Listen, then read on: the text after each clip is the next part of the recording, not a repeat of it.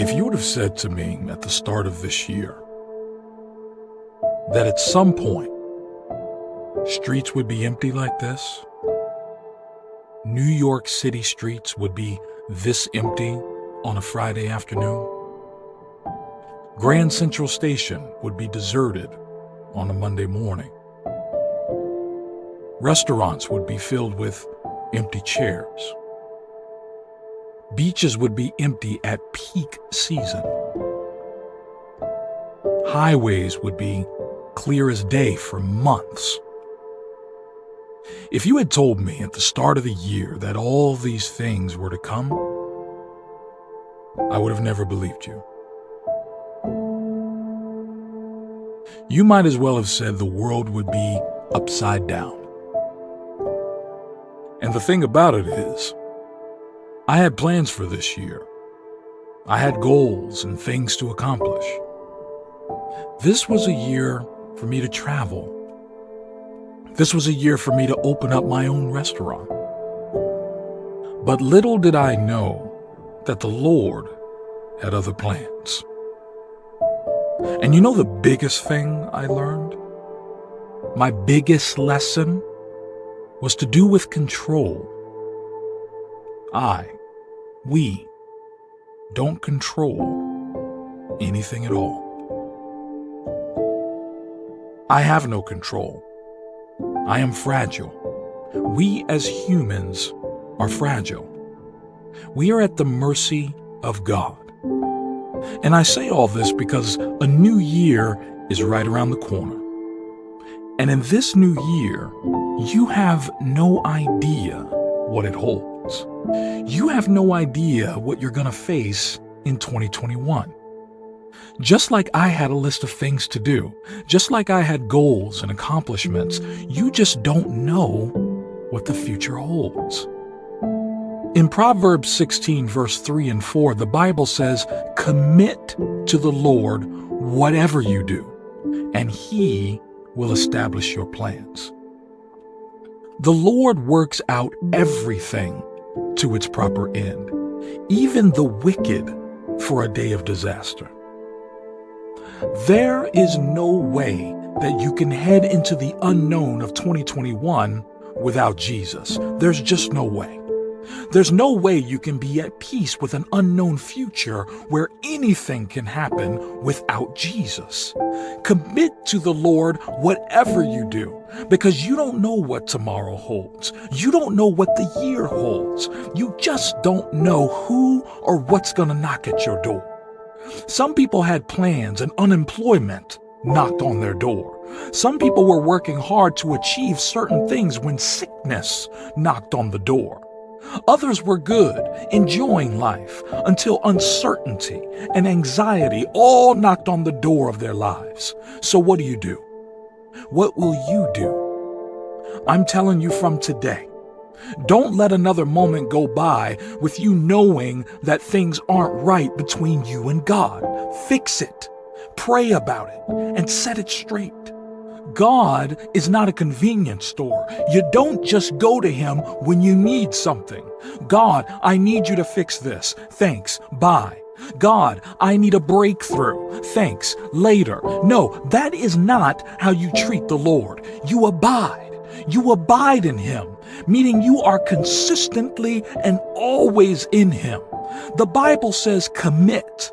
Commit to the Lord all you do. Make plans, but keep God first. Set targets, but keep God first. Live your life however you want, but keep God first. Put Him before your plans, before your wants and needs. Put God first, because He is the one who will cause all things to work out for your good. I'll be honest with you. Like many people, I struggled with this year.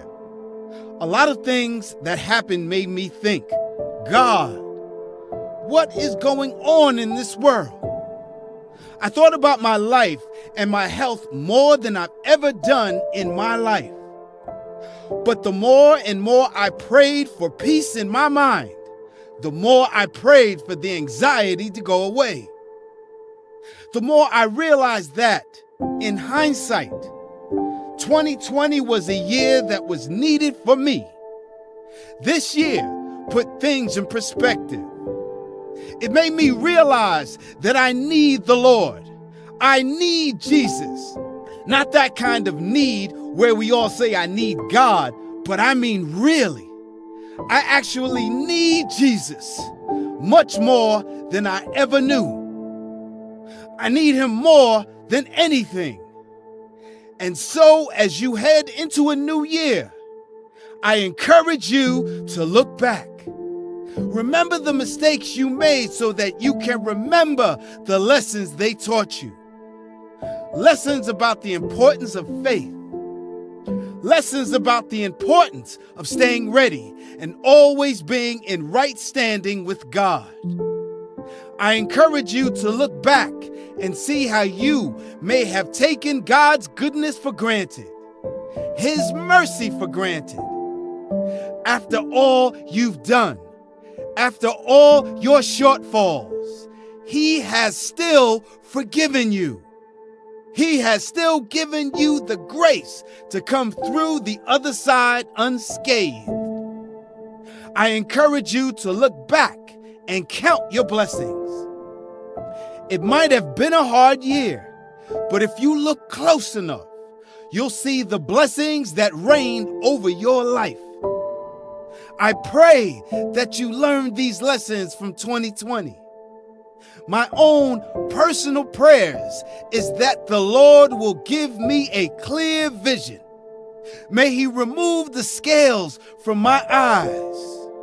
May God grant me insight so that I may see clearly. Reveal to me what characteristics and habits to cast away. May God give me insight as to which relationships to end, what activities to forsake. May he give me guidance on what choices to make and what I need to do daily in order to please him.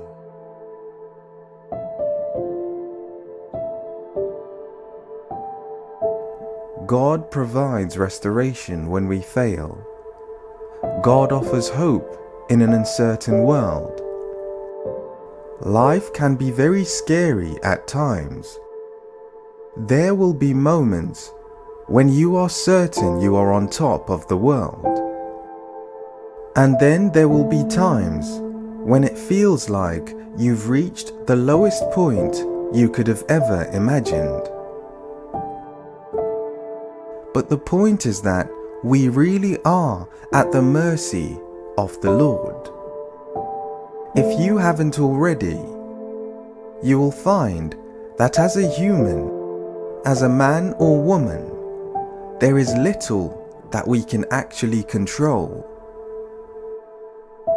And when we encounter difficulties, it will be easier to give up your hope and to surrender to despair. However, let me assure you, though wherever the years may find you, despite whatever circumstances you find yourself in, if you follow God, if you make the decision to truly follow Jesus, yielding your life to his direction, then you have a friend who sticks closer than a brother. You have the best companion anyone can ever have. When you lean on and trust in the Lord, regardless of what may come, you will have a meaningful life, whether tomorrow is filled with uncertainty or not, because it's God that will pick you up every time that you fall. It's the Lord who will give you something to hope for when the darkness of this world threatens you. It's Jesus who will give you joy when despair is all around you. If you continuously hunger and thirst for Jesus Christ, he will meet you at your point of need. He will satisfy that thirst, that hunger in your heart. And it's my prayer that you will discover that following God, trusting in God, not depending on your own understanding, but really trusting in Him, is the best way to secure your future.